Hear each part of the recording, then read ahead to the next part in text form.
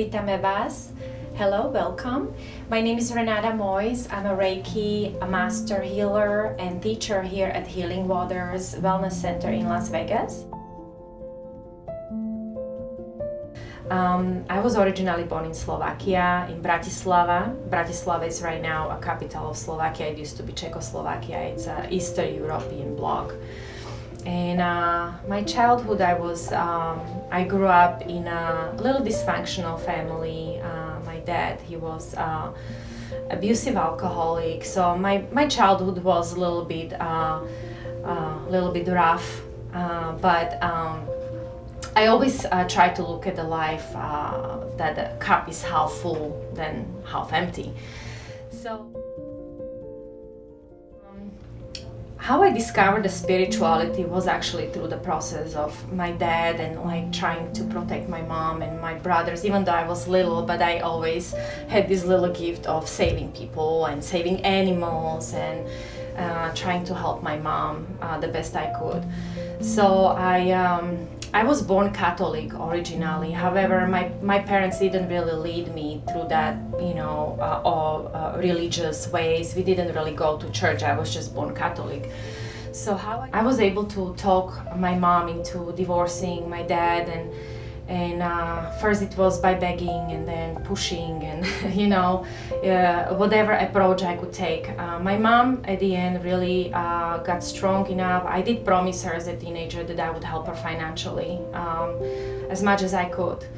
So my mom got divorced with my dad, and my dad didn't really pay child support for us, so my mom ended up being a single mom with 3 children. And as a teenager, I started looking for ways how to make money to really, promise is a promise. So I really wanted to help my mom financially and watching us struggling with food and things like that. So, being born in these different kind of limitations and post-communistic countries, you have a lot of limitations and fear that are kind of like you are growing up with them. So, but looking from the window, I saw that the people, they had good life too. So I always watched these, beautiful women like wearing these business suits, and they were driving nice cars.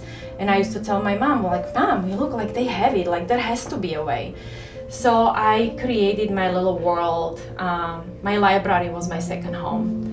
And I started to read books from successful people to see how did they make it. There is so much knowledge and so much enlightenment when you go to libraries. So that was my second home. I didn't have it from parents, but you can always find it out there. So basically that was how I was growing up. My mom, unfortunately, she got pregnant when she was very young, and she didn't finish up her education, and I really wanted to do it differently. So I wanted to become an attorney because I wanted to bring justice to the world. And I'm a Libra, so go figure, right?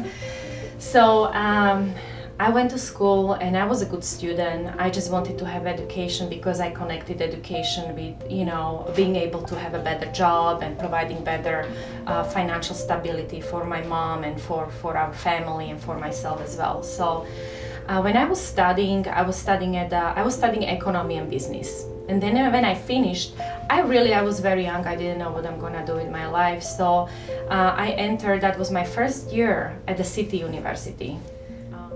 Then the second traumatic event happened in my life that was really, really heavy, and I just wanted to escape kind of from my country to heal. So I started escaping. It was a combination of things. It was that escape, but also I saw our neighbor, which is Austria. They had a different currency. It wasn't a Europe Union back then. So they had a different currency. Their economy was stronger than Slovakia.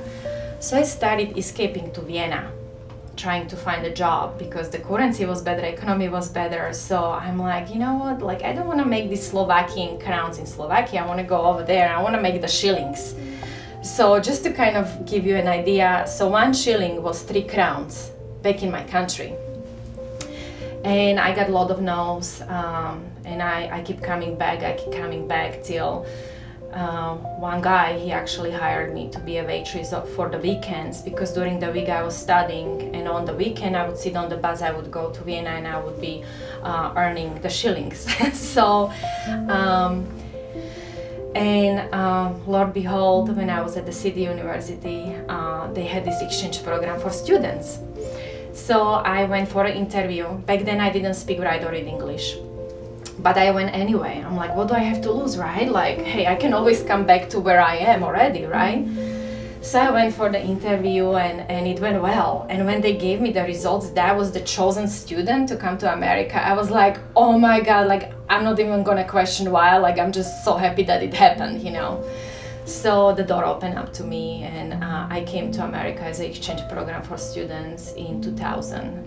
Not speaking, writing, and reading English back then, but they put me, it was like a camp in North Carolina for Jewish children, and because of my English barrier, they put me in the kitchen. So I used to call myself Cinderella.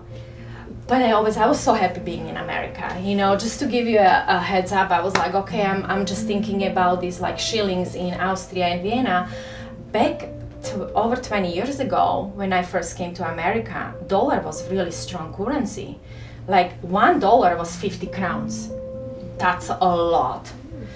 So I was like, you know what, let me just go there for 4 or 5 months and make this money, because it was so much money bringing it back home. My strategy was, I'm gonna open up my business, a beauty salon, and while I have this business, I'm gonna go to school and I'm gonna finish up my master's degree. So I wanted to have some kind of business so I can generate the income while I'm still finishing up the school. So there were a lot of international students working in the camp from around the world. It was this program that government created for international exchange for students from all over the world. So I didn't really learn in the camp too much of English, just picked up here and there. I kind of tried to find those people that I already understand, like, you know, there were some people from Czechoslovakia, there were some people from Poland, so we could kind of communicate better. So I didn't learn as much English there, but after the contract finished, my big dream was going to Miami. So I got this award that, you know, they actually asked me, they extended my stay. I was supposed to be there 4 months, but because I was a good girl and I always behaved and I never caused troubles, the owners of the camp asked me if I want to stay 2 months longer. And I'm like, well, more money in my pocket for me and my family. So I did stay, and then after that I came, you know, my dream was coming to Miami, so I went to Miami, and I somehow saw the opportunities there, so I stayed longer to earn more money and being able to accomplish my dream back in Slovakia. So that was kind of like my story. I did end up living in Miami for 7 years. So I was working on that, however it costs something. You know, to gain something, sometimes you have to sacrifice something. So I was separated from my family for 6 years, not seeing them. I remember first time coming back to my country, and I stayed for 2 months. But I was so happy because, you know, I was able to financially help my mom while I was in America. I never finished up the school, by the way, because I stayed in America. It was kind of like the choice that I made. So, and I did. I spoiled my mom. So after that, like I got my papers sorted out and everything. So I was able to come back and forth. So I lived in Miami for 7 years. I got licensed as a realtor there in 2006. I self-learned English. First 2 years were really, really hard, just to save money. You know, I would go to dollar stores and I would eat from the paper plates and all that, like whatever it took just for me to save that extra dollar, because $1 was 50 crowns. So in 2006 it was a great year for me, because I was able to go to school, and I passed the state and a national exam the first time. I really studied. I wanted to, you know, you would wake me up 4 o'clock in the morning and I would just tell you the whole book. So it was my first education by self-learning the real estate back in Florida, in Miami.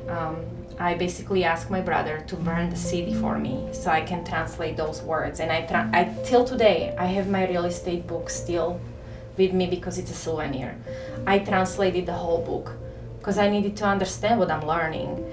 So from Miami, I moved to Las Vegas about 12 years ago, and I studied all over here. And I was doing jobs that I kind of didn't like, but they were making good money. So I looked at it like this is a stepping stone, very financially rewarding, however, not really me. So I learned to fake it till I make it. And I wanted to save up a little more money and go back to real estate school. So in year 2000, I went to school and I passed my exam here. It was much easier because I already done it in Florida, so it was easier. And I got the license to become a realtor.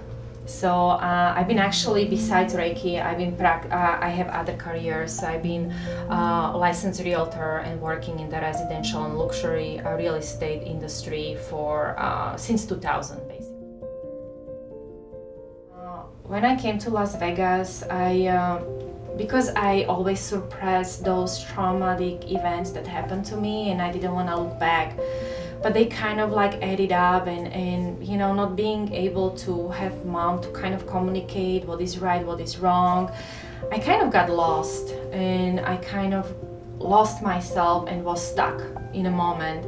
I was working, you know, this job I didn't really like, but making good money, and so there was a lot of miscommunications of what was going on in my mind and in my emotions. What happened, my girlfriend, she actually invited me to the Reiki healing circle.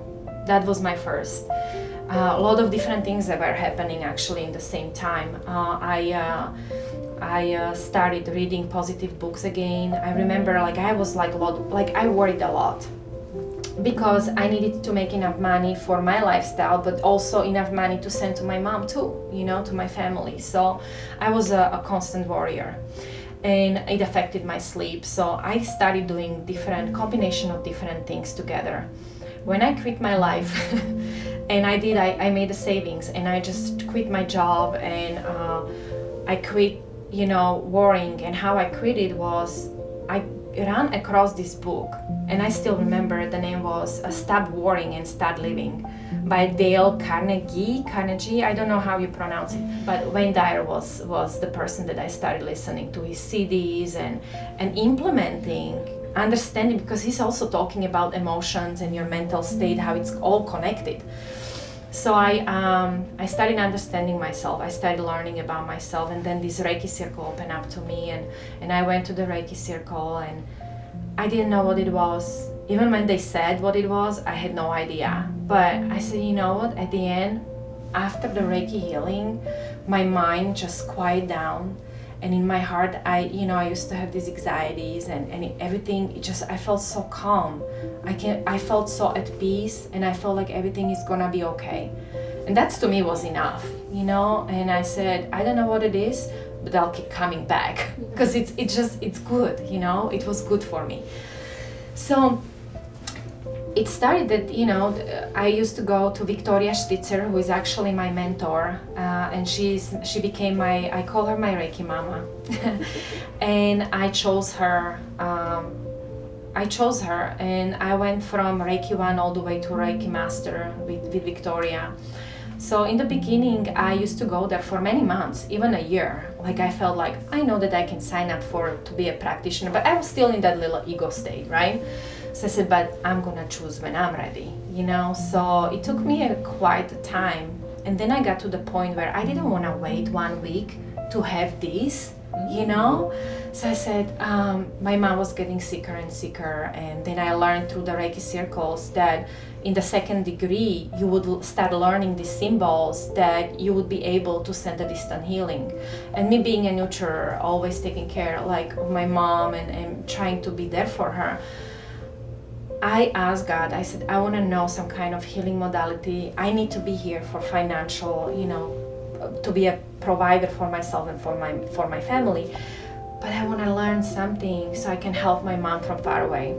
And that's why when you see my certificates, actually in 2012, I became a Reiki practitioner, the first level, and then 2 months later, I jumped right away into the second degree because I needed those symbols.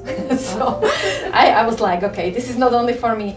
So my mom was not feeling good, and she was a diabetic, so I learned how to use the technique for the diabetics, and I was sending her the healing. And even though I was kind of still not really completely healed from my old stuff, but I felt like, okay, my mom is more important because she's older, I can like help her to heal, and then I can heal later. But as I was working on my mom, I actually felt how it resonated with me too, like my brother and all of this, and I'm like, wow, this is all connected, almost like intuitively I was picking up these things. And like like we always discuss, Reiki is such an amazing tool, because when you are healing somebody else, the light is going through you. The Reiki, the universal life force energy, as it's coming through you, it goes to them, but you are healing yourself. So this is like 2 in 1. So it was beautiful to see that kind of transformation. It didn't come overnight, if I would have a magic pill, I always tell my clients, like, I would sell it much more expensive, So I started running because my mind, I'm a thinker. And I used to go to sleep, and my body was kind of like asleep, but my mind would like run 3-5 different directions, and I would wake up really mentally exhausted in the morning. So I just went for a run, and I'm going into my other passion actually. So I started running, combination with Reiki, back in 2010.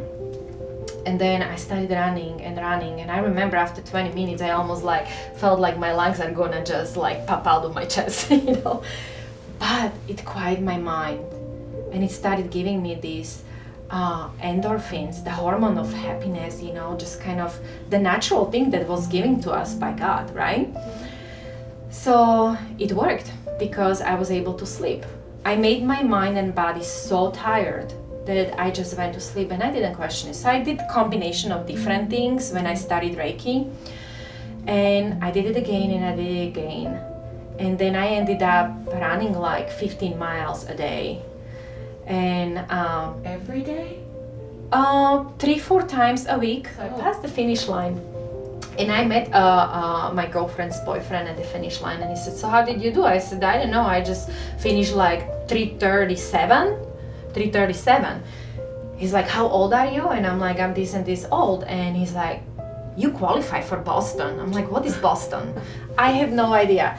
So he took me to the tent, they checked my name, and I was qualified for the first time. I was qualified for Boston Marathon. Since then I was training, I qualified 2 more times, and actually I was recruited to a team, Las Vegas team. I was competing different competitions. I was at UNLV track and field, and one lady, she was actually 3 times Olympic trial qualifier, and she found me there and she recruited me.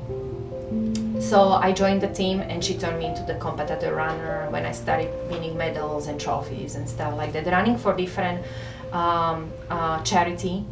Like, for cancer, like I would have people reach out to me, meeting me there and ask me to run for their daughter who passed from the cancer, and they would like sponsor me, and I would start getting sponsorships, and it was beautiful. I would have Alta sponsoring my running shoes, I would have massage being sponsored, and just doing the right thing, what you love, I guess the doors are opening up to you, like the possibilities comes to you, and I really enjoy running because it wasn't only something that I was doing good for me, but most of my races that I would pick would be for a local charity.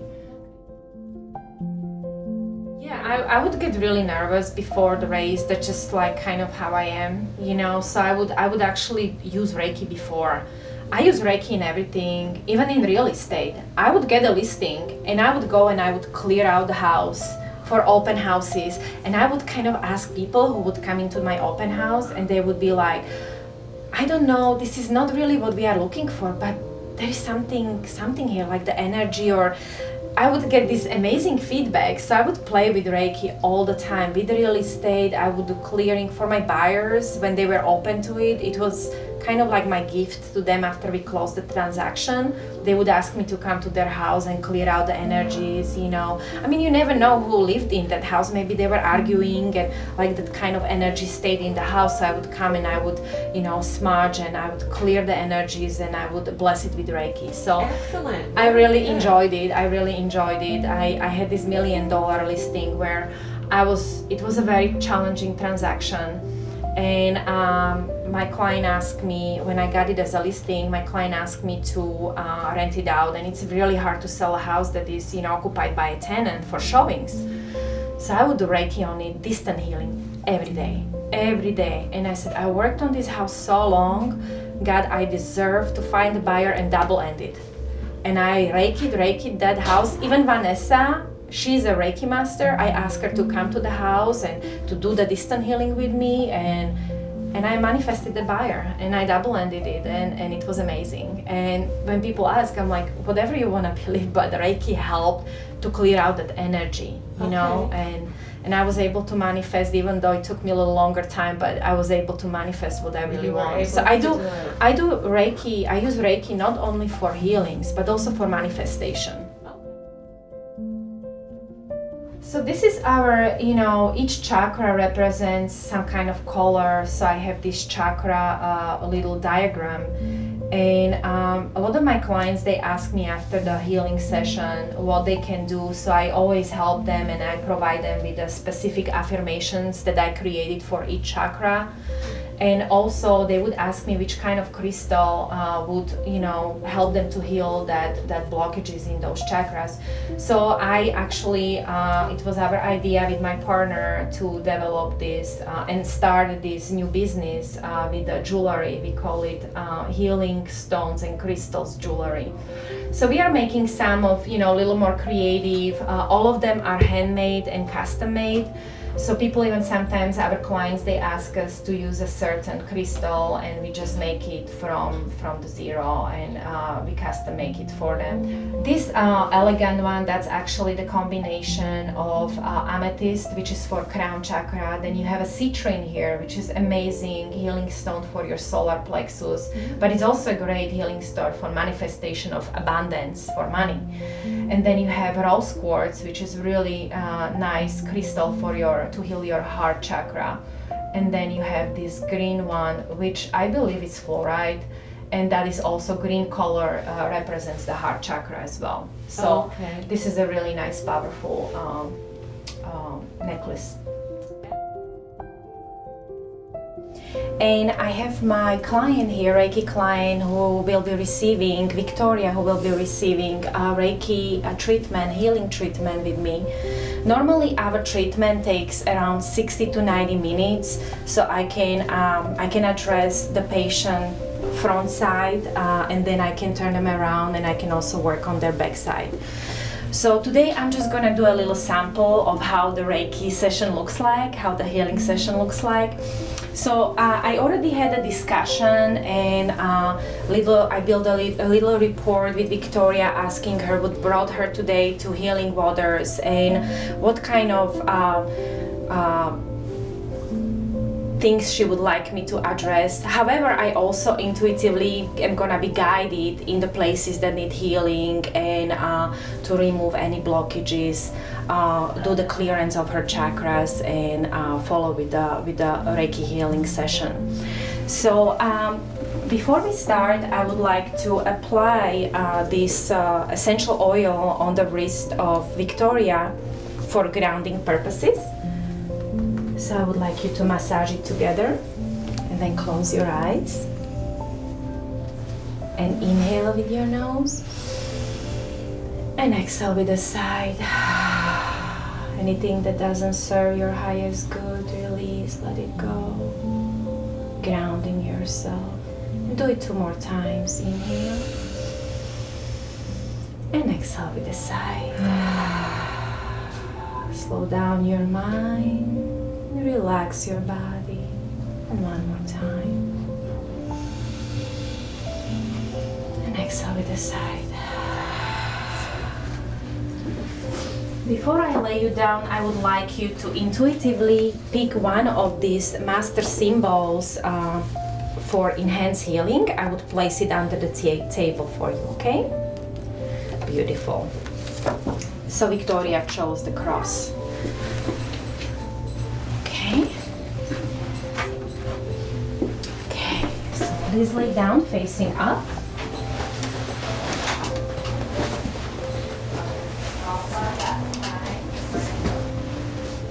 There you go. Do you feel comfortable? Okay. So throughout the session, I use different tools for healing. I would use a pendulum. It is for me to detect the blockages throughout the body. And I also use my hands to scan the body for energy, the energy field, so I can see which part of the body need healing. And I also use my crystal.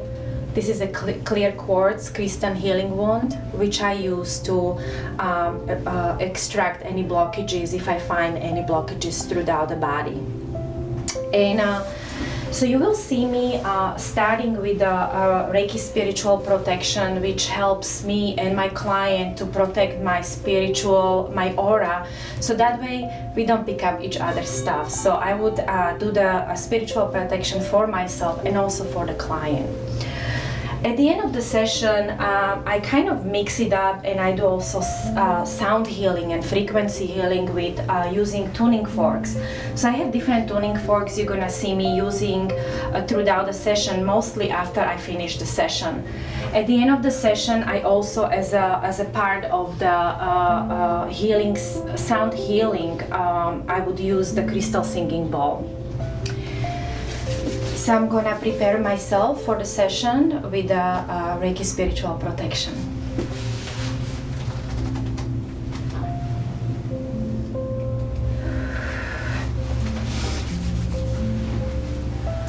Throughout the session, I also use symbols, powerful Reiki symbols. There are 8 powerful symbols. One of them you actually see under the table. And I will be using these symbols for the healing of my recipient, of my client. So first, I start with sweeping the aura so I can get closer to my client.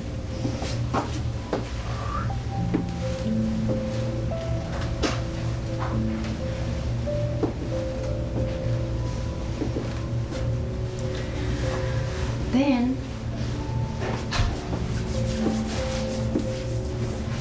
I would build this rapport, which is a connection with the client on her shoulders.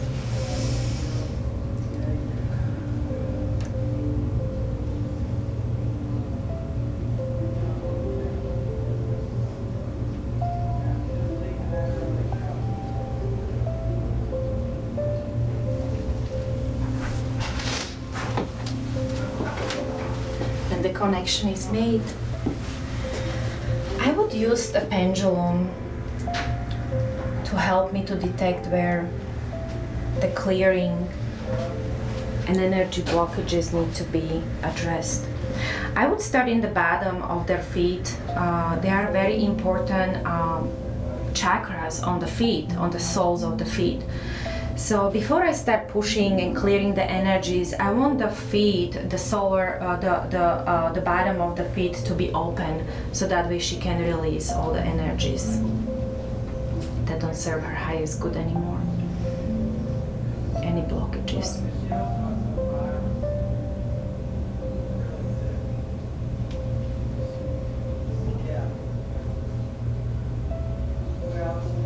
So both soles of her feet are open.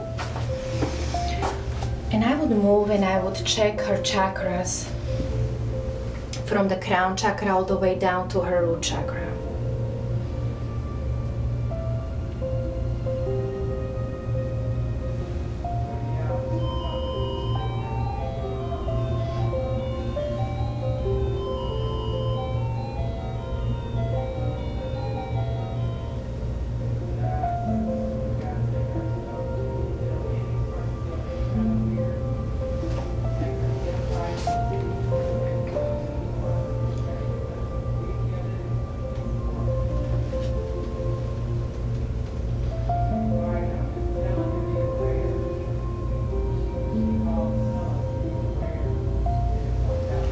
So in this case, all Victoria's chakras are beautifully open and flowing. However, many people come here for maintenance. Victoria herself, she's already a Reiki practitioner, so she comes today for just the maintenance to stay elevated for a longer time. So as a part of my session, I would use healing stones that I would place on her chakras.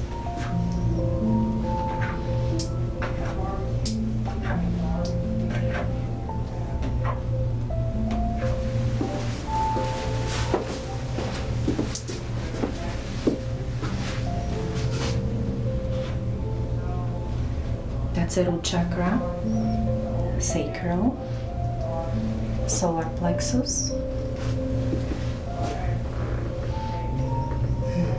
and heart chakra, throat chakra, third eye, and a crown chakra.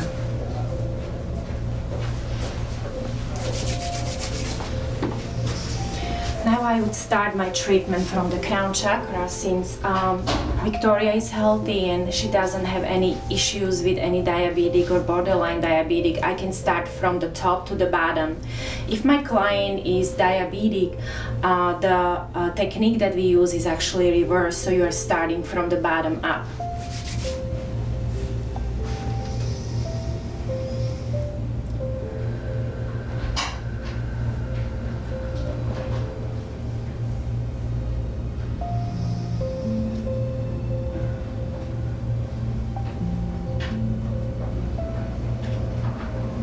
Through my hands, I'm channeling the life force, Reiki life force energy into her crown chakra.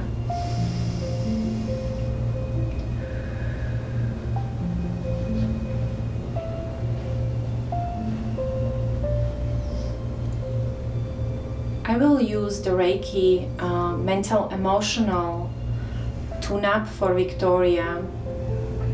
So I will be using these symbols in the upper 4 chakras of Victoria body.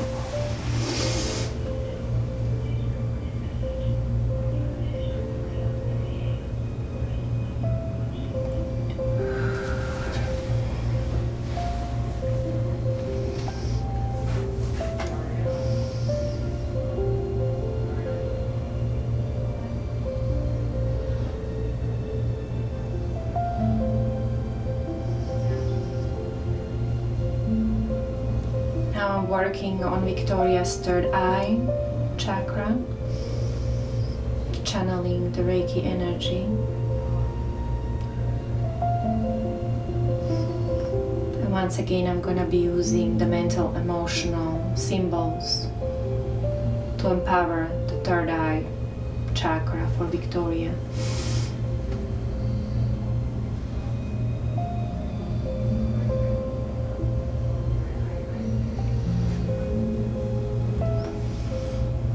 The practitioners start learning these symbols in the second Reiki certification training.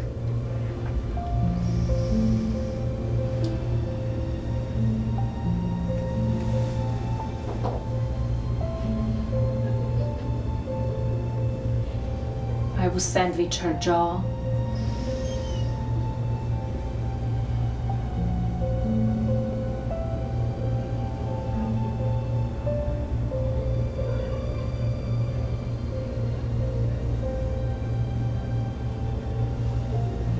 And now slowly I will be moving to her throat chakra.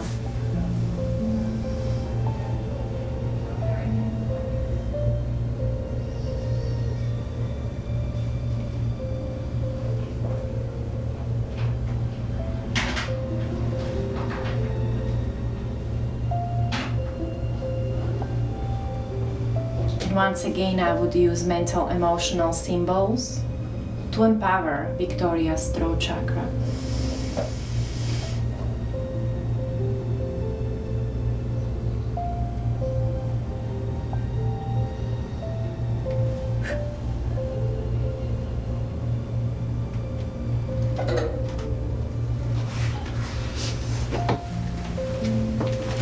Now slowly I'm moving into Victoria's chest, which represents her heart chakra.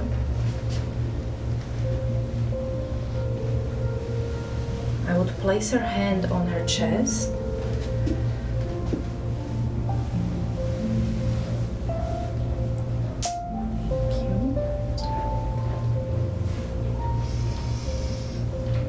Scan her chest to see any disturbance. If you feel any hot area, that means that there is a little blockage that needs to be extracted. If I feel any coldness, it means that it's a depletion of energy, which I need only channel Reiki energy into that specific area.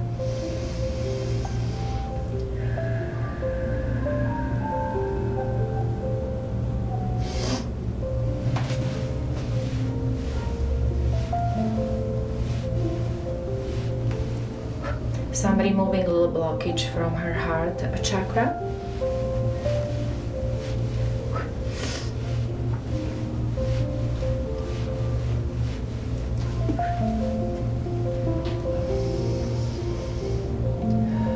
Now channeling the Reiki light to heal and empower the heart chakra.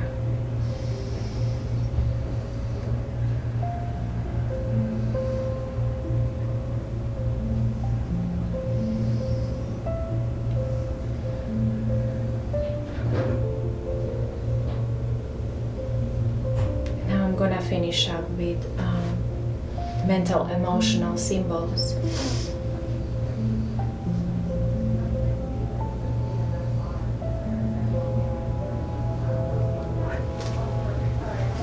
I'm moving to Victoria's solar plexus.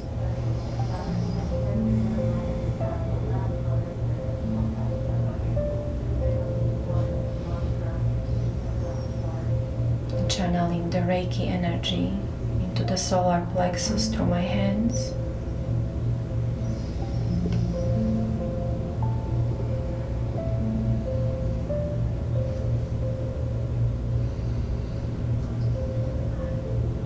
And I'm gonna use the power symbol to empower the solar plexus for Victoria. And moving into her sacral, which is the second chakra.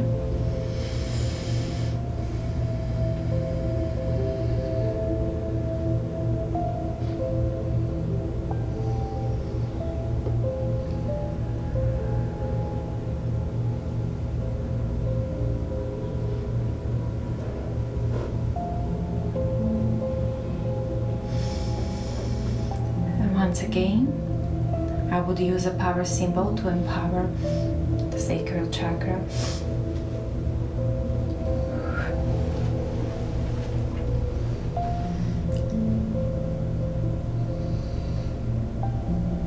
Now I'm channeling with my right hand into the root chakra, and I'm intuitively guided to connect it with her heart chakra.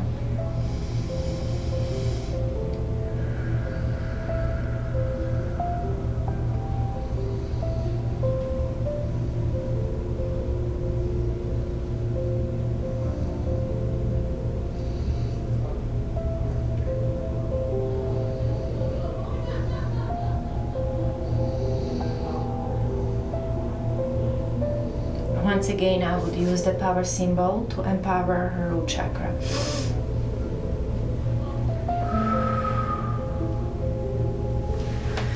Now, after the healing of her chakras, 7 main chakras, I would use a master symbol to align her chakras together.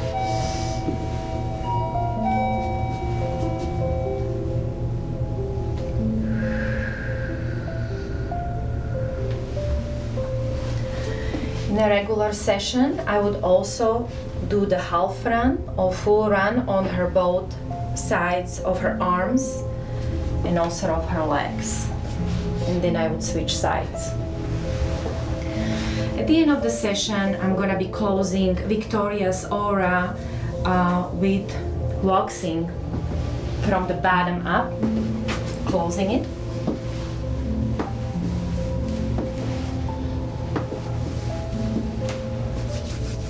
Now I'm gonna be fluffing it to bring the energy up, up, up. There you go. And I'm gonna comb it to expand her energy and her aura.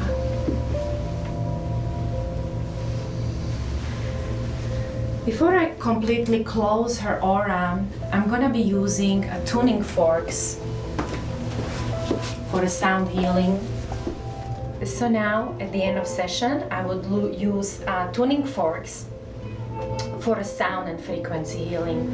So first, I would use the healing tuning forks to connect crown and heart chakra together.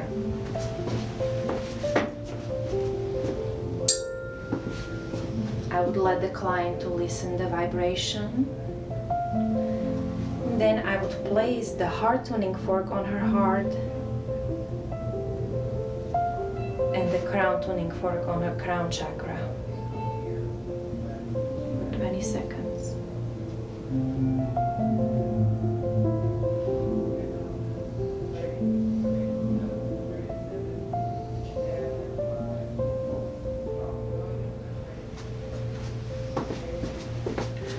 Now for grounding purposes, I would use grounding tuning forks, which they have different sound and different vibration and frequency as well. So I would let the client to hear the sound, the grounding sound. Then I would place it on the sole of their feet.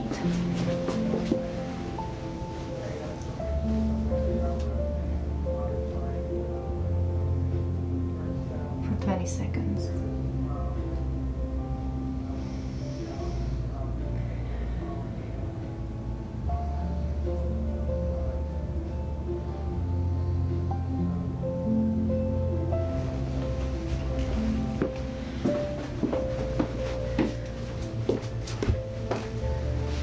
Now another tuning fork that I use is the love tuning fork, which has a frequency of 528 Hertz, and it's a frequency of unconditional love.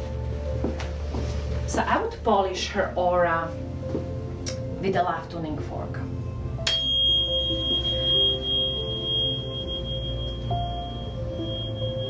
I would let the client to hear the sound.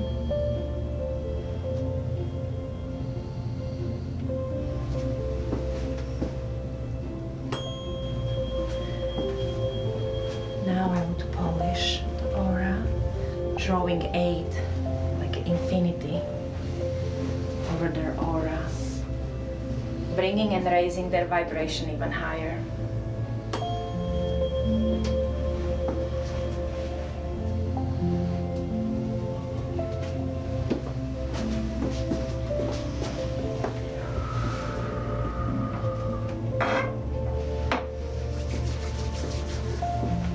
Now I would close their aura. I'll take off my gloves, spiritual gloves. You can actually use, to cleanse your hands, you can use the grounding forks for cleansing your hands after the treatment. And I would finish up the session with a crystal singing bowl.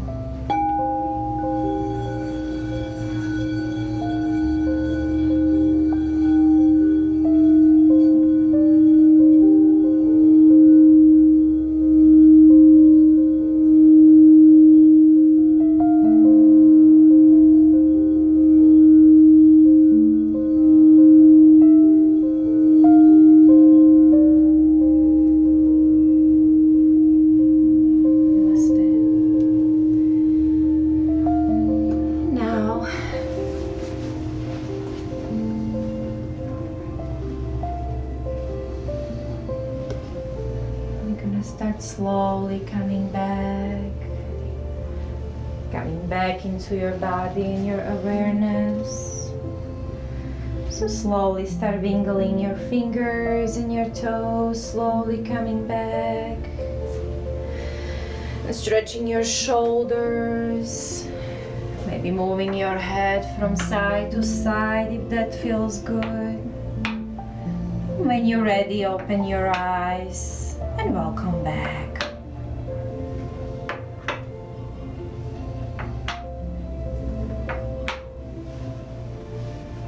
Namaste.